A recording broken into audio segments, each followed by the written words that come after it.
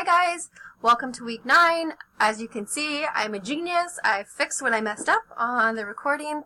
I had to enlarge my text box so you can actually see what's on my screen and not just me. So I'm going to go ahead and click on our course.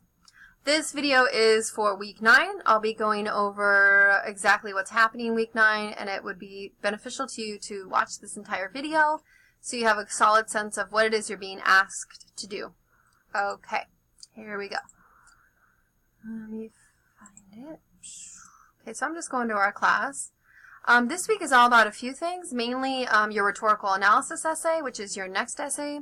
We will be going over the rhetorical analysis essay prompt in class. And so this video will not cover that, but just as a reminder, if you click on the tab over here that says Syllabus and you click on our actual schedule, you can open that sucker up, and this is what you will see. If you scroll down, all the assignments are set up on here. This is a 2-page reading response, Stalker Dreamer, and then BAM! Essay number 2, rhetorical analysis.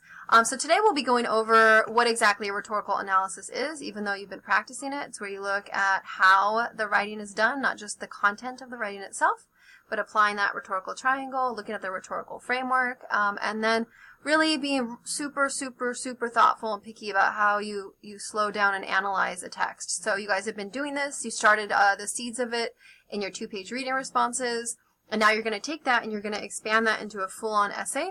So this is an essay that is 4 to 6 full pages, and what we'll be doing in this discussion is, along with in class this week, is looking at a sample essay and then kind of trying to wrap our minds around this idea of rhetorical analysis as it's applied to one of the readings.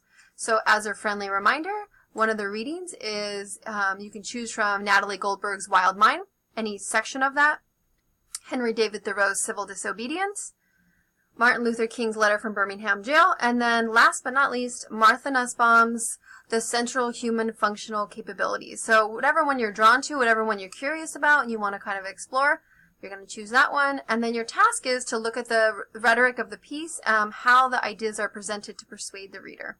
And again, we have the requirements for how I'm grading it, a little sample thesis there. So we're just going to jump right into the actual discussions. So I'm going to go back to the home page.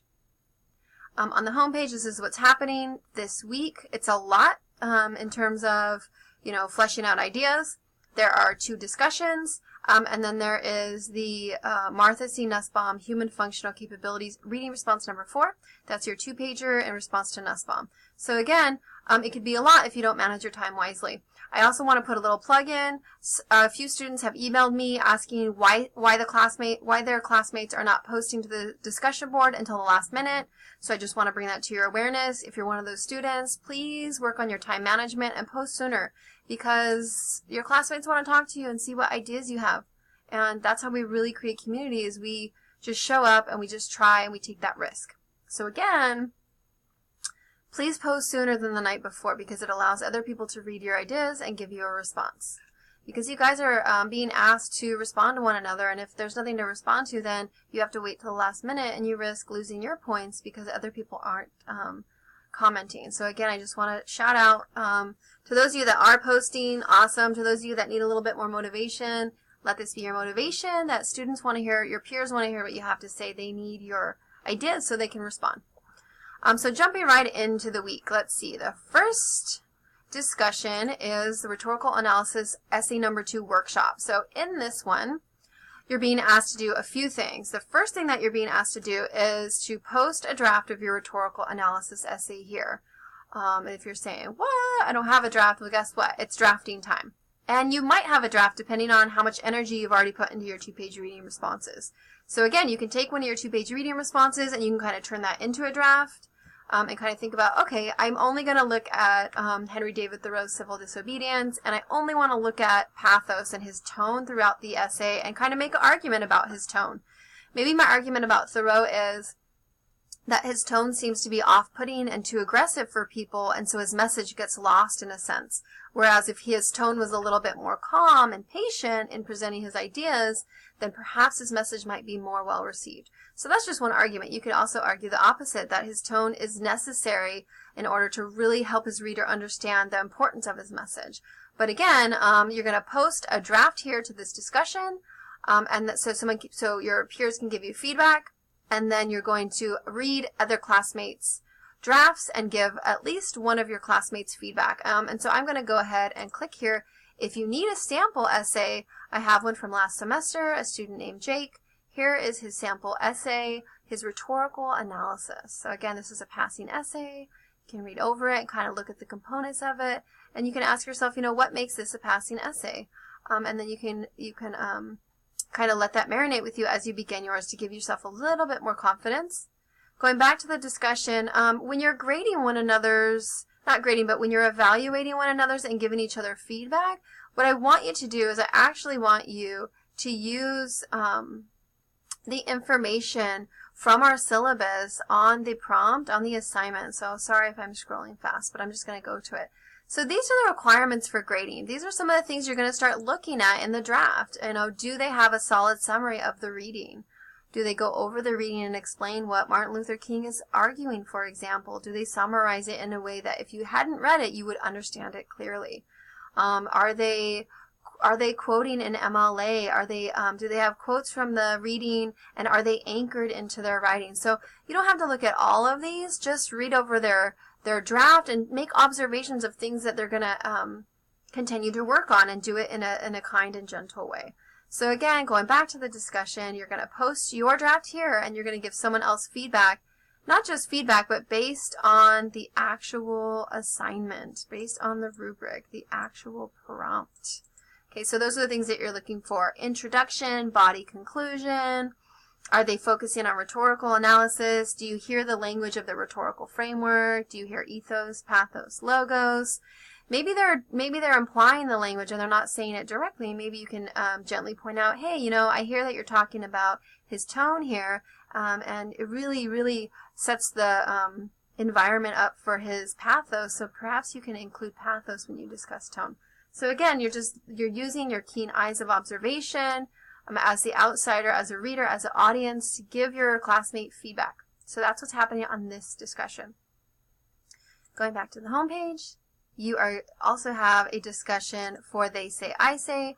It's chapter 3, as he himself puts it, and it's the art of quoting. This is a perfect time for us to practice quoting, because guess what? You're quoting in your rhetorical analysis. So I would recommend doing this discussion after you've already done your draft, or if you're using your 2-page reading response, after you've kind of played with that a little bit and revised it a little bit more, and then looked at your quote. So for this one, you're going to read They Say, I Say, the art of quoting, which is attached here for your convenience.